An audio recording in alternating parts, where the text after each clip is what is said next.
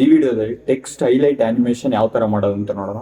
ಈಗ ನೀವು ತುಂಬಾ ಡಾಕ್ಯುಮೆಂಟ್ರಿ ಸ್ಟೈಲ್ ವಿಡಿಯೋ ಎಡಿಟಿಂಗ್ ಆಗಿರ್ಬೋದು, ಅಥವಾ ನೀವೇನಾದ್ರೂ ರೀಲ್ ಎಡಿಟಿಂಗ್ ಮಾಡಬೇಕಾದ್ರೆ ಏನೋ ಒಂದು ಸರ್ಟೆನ್ ಕಂಟೆಂಟ್ ಇರುತ್ತೆ, ಅದನ್ನ ನೀವು ಲೈಕ್ ನ್ಯೂಸ್ ಅಲ್ಲಿ ಬಂದಿರ್ಬೋದು ಅಥವಾ ಯಾವುದೋ ಒಂದು ಕಂಟೆಂಟ್ ಇರುತ್ತೆ, ಅದನ್ನ ಆ ವರ್ಡಿಂಗ್ಸ್ ಮಾತ್ರ ಮೈನ್ ತುಂಬಾ ಲೈಕ್ ಸೆಂಟೆನ್ಸ್ ಇರುತ್ತೆ, ಅದರಲ್ಲಿ ನೀವು ಮೈನ್ ಪಾಯಿಂಟ್ ಒಂದು 2 to 3 ವರ್ಡ್ಸ್ನ ಮಾತ್ರ ಹೈಲೈಟ್ ಮಾಡಬೇಕು. ಅದು ತುಂಬಾ ನೀವು ನಾನು ಹೇಳ್ದಂಗೆ ಡಾಕ್ಯುಮೆಂಟ್ರಿ ಎಡಿಟಿಂಗ್ ಆಗಿರ್ಬೋದು ಅಥವಾ ರೀಲ್ ಕಂಟೆಂಟ್ಸ್ ಅಲ್ಲಿ ಲೈಕ್ ಒಂದೊಂದು ಲೈಕ್ ಆ ವರ್ಡ್ಸ್ನ ಮಾತ್ರ ಹೈಲೈಟ್ ಮಾಡಿ ತೋರಿಸ್ತಾರೆ. ಸೊ ಅದನ್ನ ಯಾವ ತರ ಮಾಡೋದು ನೋಡೋಣ.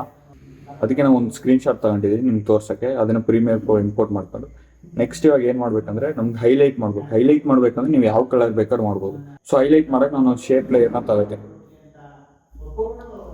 ಇವಾಗ ಫಾರ್ ಎಕ್ಸಾಂಪಲ್ ಈ ಸ್ಕ್ರೀನ್ ಶಾಟ್ ಅಲ್ಲಿ ನನಗೆ 17 ರನ್ಸ್ ಅವೇ ಫ್ರಮ್ ಚೇಸಿಂಗ್ 374 ಈ ಸೆಂಟೆನ್ಸ್ ಮಾತ್ರ ನನಗೆ ಹೈಲೈಟ್ ಆಗ್ಬೇಕಂತ ಇಟ್ಕೊಂಡು, ಸೊ ಅದನ್ನ ನಾನು ಏನು ಮಾಡ್ತೀನಿ ಅಂದರೆ ಈ ಲೈಕ್ ರೆಕ್ಟ್ಯಾಂಗಲ್ ಟೂಲ್ ತಗೊಂಡು ಇದೊಂದು ನಾನು ರೆಕ್ಟ್ಯಾಂಗಲ್ ಡ್ರಾ ಮಾಡ್ತೀನಿ. ಇಷ್ಟು ನನಗೆ ಈ ವರ್ಡ್ ಮಾತ್ರ ನನಗೆ ಹೈಲೈಟ್ ಆಗಬೇಕು ಅಂತ.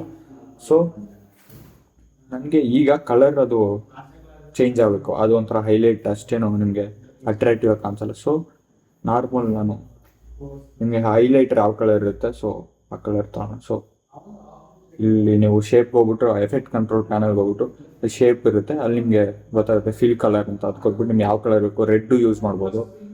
ಬೇಸ್ಟ್ ನಿಮ್ಗೆ ಯಾವ ಕಲರ್ ಬೇಕೋ ಅದನ್ನು ನೀವು ತಗೋಬೋದು. ಇವಾಗ ನಾನು ಎಲ್ಲೋ ತಗೊಂಡಿದ್ದೀನಿ. ಸೊ ಈಗ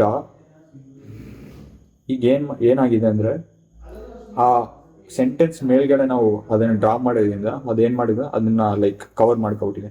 ಸೊ ಅದನ್ನ ಚೇಂಜ್ ಮಾಡಬೇಕು. ಮೇಲ್ಗಡೆ ನಮ್ಗೆ ಗೊತ್ತಾಗ ಹೈಲೈಟ್ ಥರ ಕಾಣಿಸ್ಬೇಕಂದ್ರೆ ನೀವು ಫುಲ್ ಕೆಳಗಡೆ ಬಂದರೆ ಇಲ್ಲಿ ನಿಮ್ಗೆ ಬ್ಲೆಂಡ್ ಮೋಡ್ ಅಂತ ಇರುತ್ತೆ.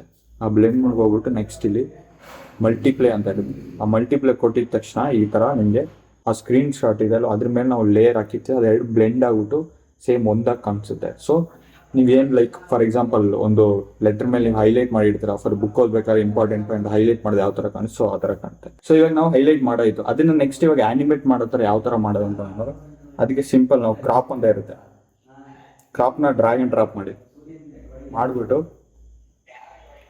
ನೆಕ್ಸ್ಟ್ ಈ ಕ್ರಾಪ್ನ ನಾನು ಏನು ಮಾಡ್ತೀನಿ ಅಂದರೆ ಇವಾಗ ರೈಟ್ನ ನಾನು ಎಷ್ಟು ತರ್ತೀನಿ ಅಂದರೆ 100 ಇಡ್ತೀನಿ. 100 ಇಟ್ಟಿದ್ರೆ ನಮಗೆ ಫುಲ್ ಕ್ರಾಪ್ ಹೋಗ್ಬಿಟ್ಟಿರುತ್ತೆ ನಾವು ಯಾವ ಶೇಪ್ ಲೇಯರ್ ಆ್ಯಡ್ ಮಾಡಿರ್ತೀವಿ ಅದು. ಸೊ ಇವಾಗ ನಾನು ಕೀ ಫ್ರೇಮ್ ಯೂಸ್ ಮಾಡ್ತೀನಿ. ರೈಟ್ಗೆ 100 ಕೊಟ್ಬಿಟ್ಟು ಸ್ವಲ್ಪ ಹೊತ್ತಾದ್ಮೇಲೆ ಲೈಕ್ 10 ಫ್ರೇಮ್ ಆದಮೇಲೆ ನನಗೆ ಅದು ನಾನು 0 ಮಾಡ್ತೀನಿ. ಇವಾಗ ನಮ್ಗೊಂದು ಸ್ಮೂತ್ ಹೈಲೈಟ್ ಆಗೋ ಥರ ಒಂದು ಆ್ಯನಿಮೇಷನ್ ಕ್ರಿಯೇಟ್ ಆಗಿ ನೋಡಿ ಪ್ಲೇ ಮಾಡ್ತೀನಿ. ಇದು ತುಂಬಾ ಫಾಸ್ಟ್ ಆಯಿತು. ಸ್ವಲ್ಪ ನಾನು ಏನು ಮಾಡ್ತೀನಿ ಅಂದರೆ 10 ಫ್ರೇಮ್ಸ್ಗೆ ಇಟ್ಟಿದ್ದೀನಿ ಅಲ್ವಾ, ಸ್ವಲ್ಪ ಜಾಸ್ತಿ ಮಾಡಿದ್ದ. ಸೊ ಇವಾಗ ಪ್ಲೇ ಮಾಡಿದ ತಕ್ಷಣ ಈ ಥರ ಫಾಸ್ಟ್ ಆಗಿಬಿಡುತ್ತೆ. ಓಕೆ ಹಾಂ, ಈ ಥರ ಫಾಸ್ಟ್ ಆಗಿಬಿಡುತ್ತೆ ಅಷ್ಟೇ. ಸಿಂಪಲ್. ಇದು ನಿಮ್ಗೆ ಗೊತ್ತಾಗಿಲ್ಲ ಅಂದರೆ ಯಾವ ಥರ ಆ್ಯನಿಮೇಟ್ ಮಾಡೋದು ಸಿಂಪಲ್. ನಾವು ಕ್ರಾಪ್ ಯೂಸ್ ಮಾಡಿರ್ತೀವಿ. ಕ್ರಾಪ್ ಯೂಸ್ ಮಾಡಿಬಿಟ್ಟು ಆ ರೆಕ್ಟ್ಯಾಂಗಲ್ ಮೇಲ್ಗಡೆ ಹೈಲೈಟ್ ನಾನು ಪ್ಲೇಸ್ ಮಾಡಿದ್ನೋ ಅದನ್ನು ನಾನು ಈ ಕಡೆ ಕ್ರಾಪ್ ಮಾಡ್ಬಿಡ್ತೀನಿ. ಕ್ರಾಪ್ ಮಾಡಿದ್ರೆ 0 ಹೊಂಟೋಗುತ್ತೆ.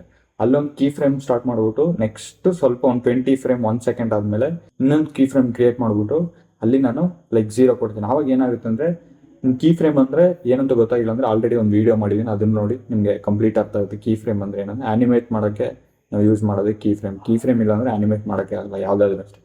ಸೊ ನಾನು ಏನು ಮಾಡ್ತೀನಿ 100 ಇಟ್ಬಿಟ್ಟು ಲೈಕ್ ಫುಲ್ಲು ಕ್ರಾಪ್ ಆಗ್ಬಿಟ್ಟಿರುತ್ತೆ ನಾವು ಲೇಯರ್. ನಾನು ಕೀ ಫ್ರೇಮ್ ಸ್ವಲ್ಪ 1 ಸೆಕೆಂಡ್ ಆದಮೇಲೆ ಲೈಕ್ 0 ಮಾಡಿದ್ರೆ ನಿಧಾನಕ್ಕೆ ರಿವೀಲ್ ಆಗುತ್ತೆ. ಸೊ ಇದೇ text highlight animation. So I hope ಈ ವಿಡಿಯೋ ನಿಮ್ಗೆ ಅರ್ಥ ಆಯಿತು ಅಂತ ಅನ್ಕೋತೀನಿ. ಏನು ಕಾಂಪ್ಲಿಕೇಟೆಡ್ ಆಗೋದು ತುಂಬ ಈಸಿ. ಏನಾದ್ರು ಡೌಟ್ಸ್ ಇದ್ದರೆ ನೀವು ಕಮೆಂಟ್ ಬಾಕ್ಸಲ್ಲಿ ತಿಳಿಸಿ, ನಾನು ರಿಪ್ಲೈ ಮಾಡ್ತೀನಿ. Thank you.